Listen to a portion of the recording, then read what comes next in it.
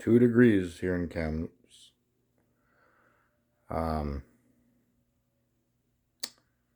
So I just decided to do some pencil crayons here. Me and my grandmother, Clark, my dad's mom, we used to do lots of this stuff, and it brings back memories. I get all this stuff from the dollar store, and yeah, I don't know, artwork is kind of therapeutic, and I'm learning more Spanish and learning a few languages and that, but I bought this all cheap at the dollar store. We're 60 seconds away from midnight now. All scientists are in agreement, but they're just not sharing it with anybody right now. It was 90 seconds. We're closer to midnight now than ever before. So, yeah, I don't know. I get along with most people on the streets and abroad, but when it comes to interpersonal relationships, I've never been in control. All the major decisions in my life have been made by others, not me. I'm not in control. But you got these other people that are in control.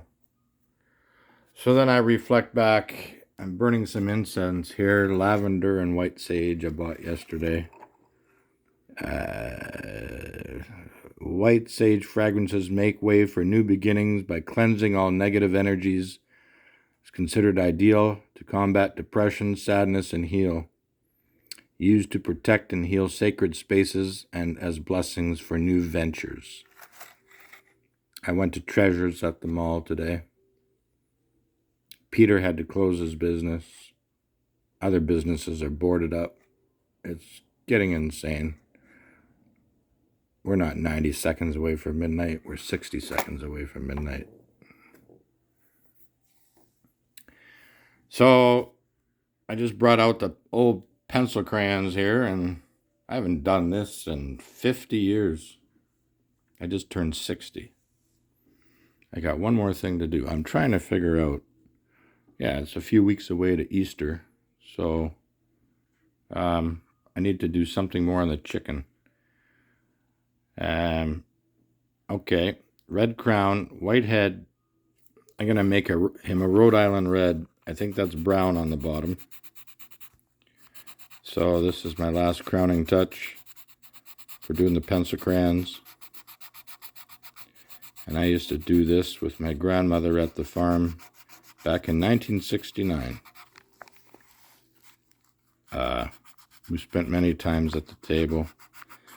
She had an anxiety disorder too. She was kind of quiet. She had a condition called St. Vitus dance. I don't know what that means, but she had some kind of nervous disorder. But she was a good woman, a great cook. Always read to me at nighttime while I sat on her lap, and we'd do lots of coloring together. She died in 1977 at the age of 62, just like my mom's dad. So I just turned 60, and that makes you really think about mortality. Done. Right, Bobby? Right? My parrot, he's 10 years old. I talk to him more than people. Nobody wants to talk anymore. I am usually optimistic, but I like to watch the news too. So, this video popped up, and I want to film this. A lot of people don't know this. I didn't even know this.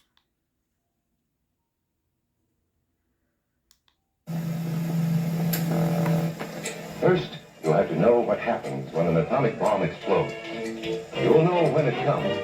We hope it never comes, but get ready. It looks something like this. In 1947, an international group of researchers who had previously worked on the Manhattan Project began publishing a magazine titled The Bulletin of the Atomic Scientists. The Manhattan Project, a World War II research and development undertaking, created the world's first nuclear weapons, the infamous Fat Man and Little Boy, which were dropped on Hiroshima and Nagasaki. The cover of the first edition of the bulletin featured a clock in the background, with the minute hand set at 7 minutes before midnight. Although it looks like a regular clock, this is probably the most critical clock in human existence.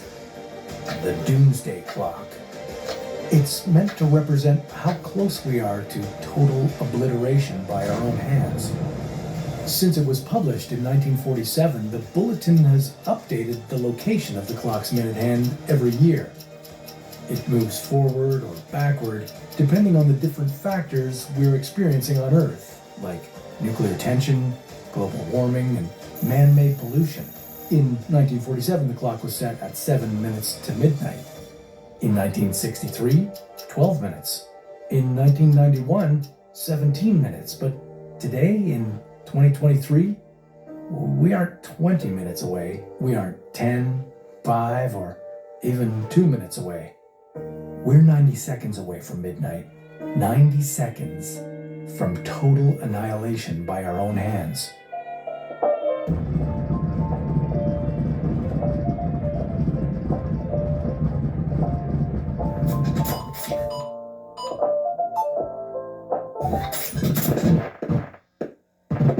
Before we continue, I want to take a moment to thank our sponsor for today's video. To be completely honest with you guys, when Raid first reached out to me, I was a bit skeptical. I mean, the game is great, don't get me wrong, but I wasn't sure that there was anything to say that hasn't already been said. Yeah, that was until they showed me their new animated limited series, Raid Call of the Arbiter. My gosh, I was blown away. This series has deep lore, good world building, and amazing storytelling. I saw no other choice. I had to leave a room for the rain. But sometimes I wonder if there was a path with more to gain. To help create new... Make your choice. Gallic, like most of us, gets to a point where he's got to make a decision whether to follow everything he's been taught all his life or to question his beliefs and figure out what's true for himself. And that's the entire reason why this channel exists. The first 2 episodes have over 5 million views so far and tons of positive comments. Now, you can watch all past episodes for free in the game, and new episodes drop at 10 a.m. Eastern every Thursday until July 20th.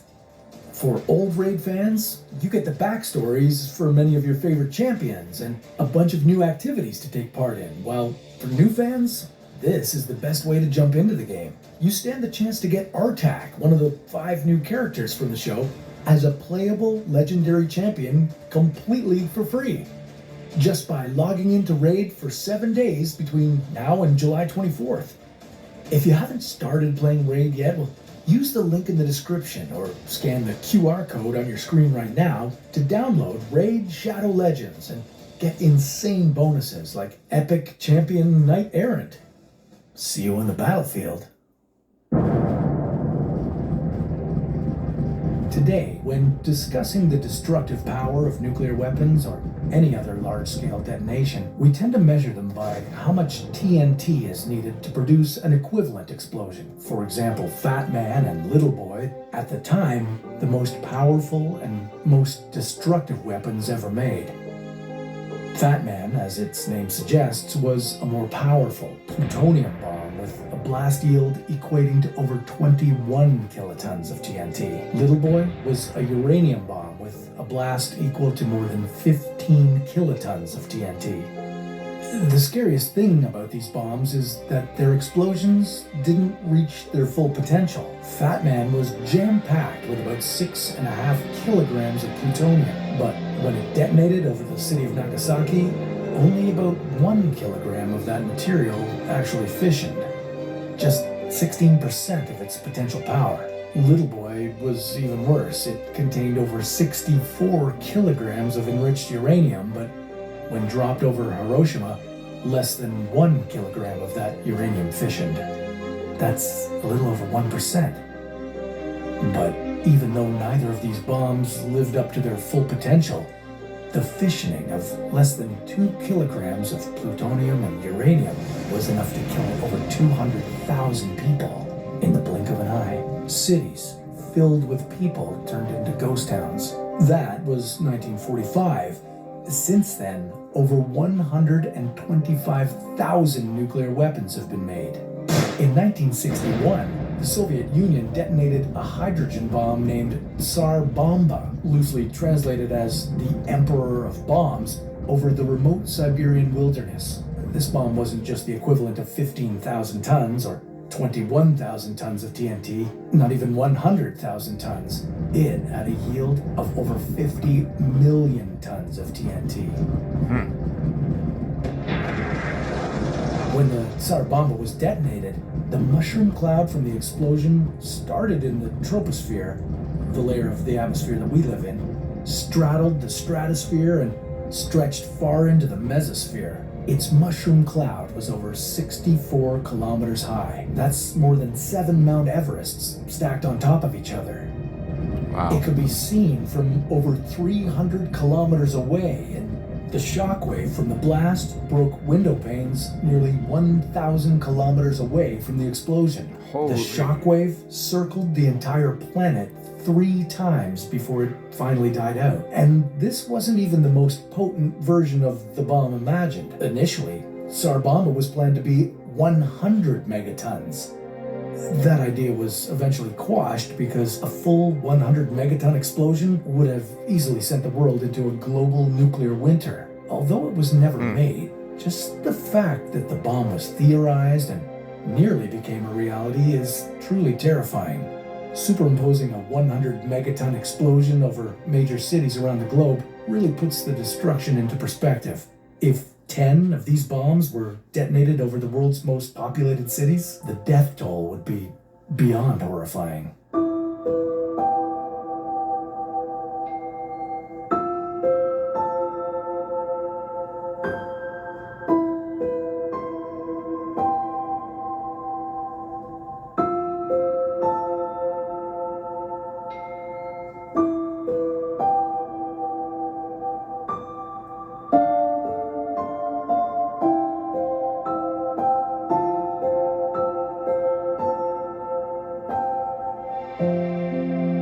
Detonating 10 bombs of that size on those specific cities would result in nearly as many deaths in one day as the combined fatalities from every war in the 20th century.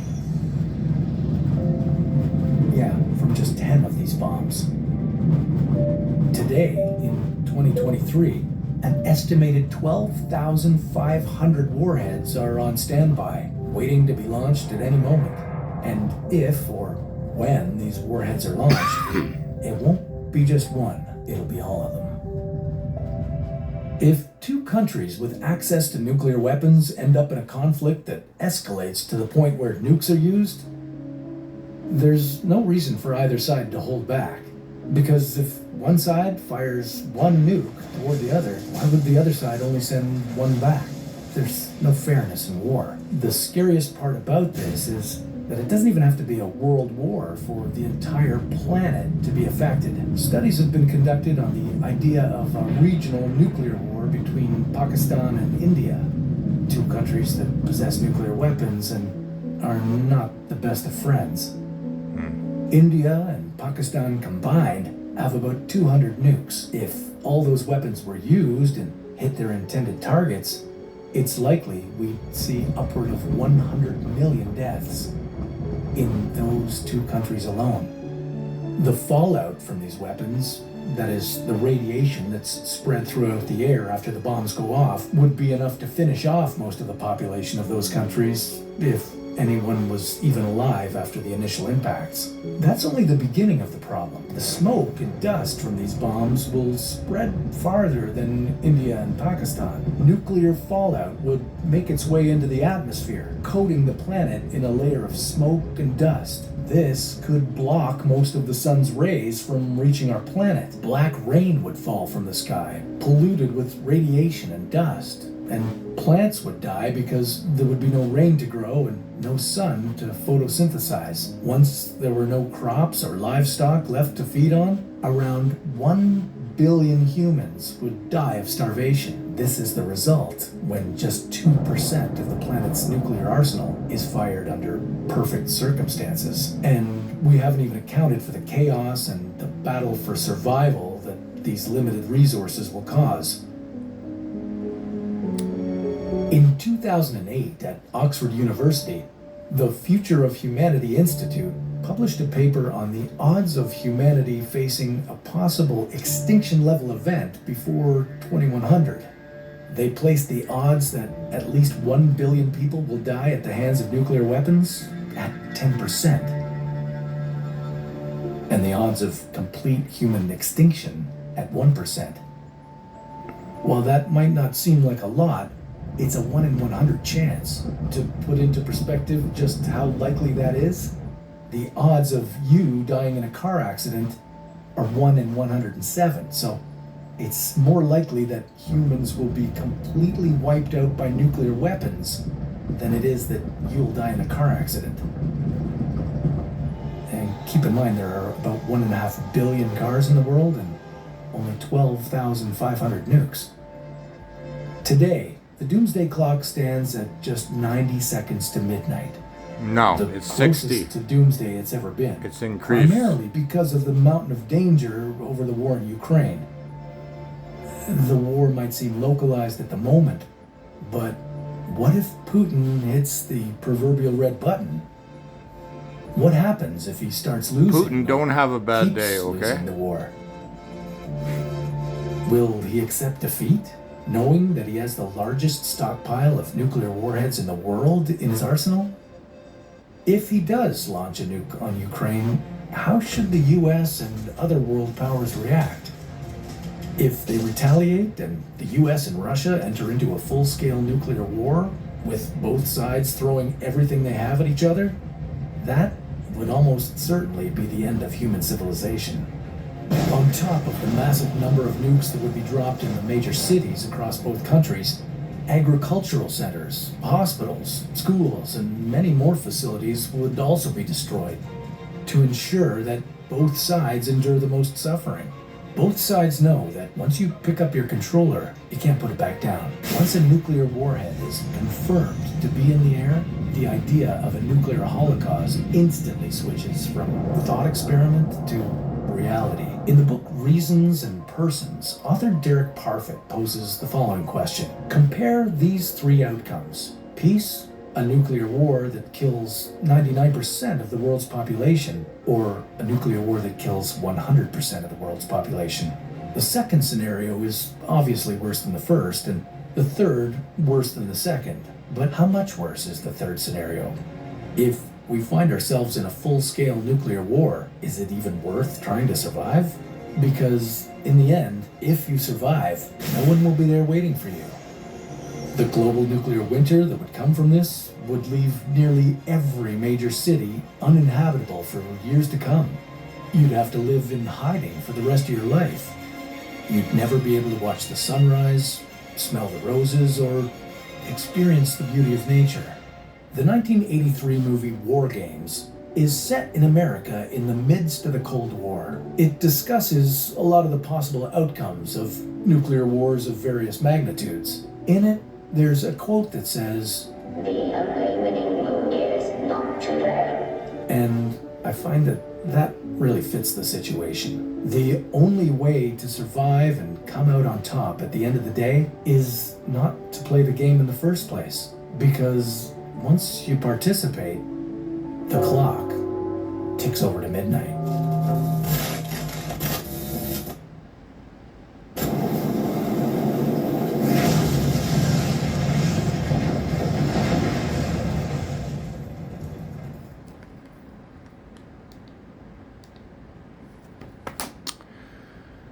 Yep, it's a brave new world.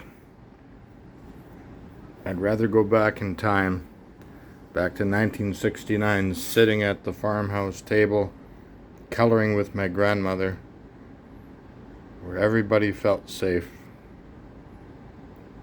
Times have changed.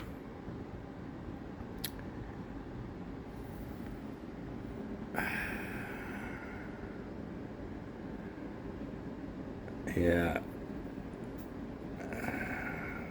Well, fire has been good in some respects. It saved us from our forefathers, and we learned how to sleep at night in the cold with fire. But now look at what's happened. We are 60 seconds away from midnight. I know it.